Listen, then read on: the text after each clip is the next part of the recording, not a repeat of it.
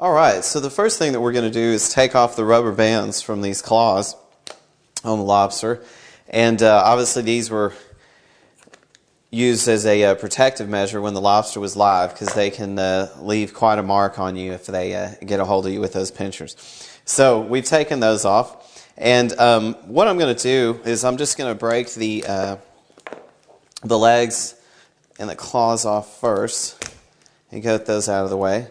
And there's a lot of different methods with regards to cracking the lobster shell and this and that. I've used mallets with towels over the top of them and just lightly hit the shell so it'll break. I tend to like to use the crackers or the back of the crackers to crack through these as far as that goes.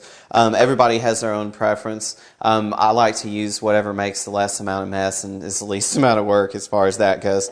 Now, you can crack these legs with your hands as you do crab legs, but I like to actually cut them with the shears simply because when you break them manually with your hands, you may have to use excessive force, and that may crush some of the meat.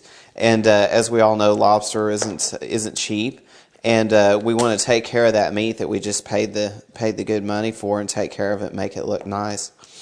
So I'm going to start cutting up this way, and I'm really just going to make a straight line all the way through. And if you notice, these scissors work really nice simply because they're real stubby and broad as far as the blades are concerned, so you can exert some force with these guys. They tend to work nice for this. So I've got to line up the front there, and I can start to separate this actually with my finger and give you an idea of what we're looking for.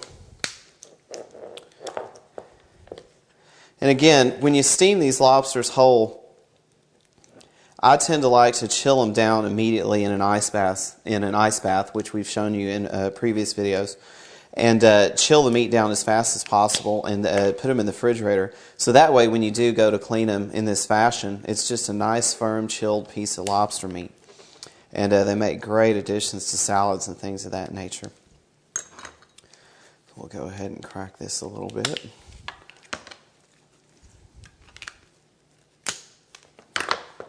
Alright, that one was a tiny bit stubborn. We're just going to poke our thumb through the back there and pop that meat out just like that. Again, we don't want to use a lot of excessive force because it'll end up smashing the meat. There's some leg meat there, and we're going to come right back and show you how to get into the claws.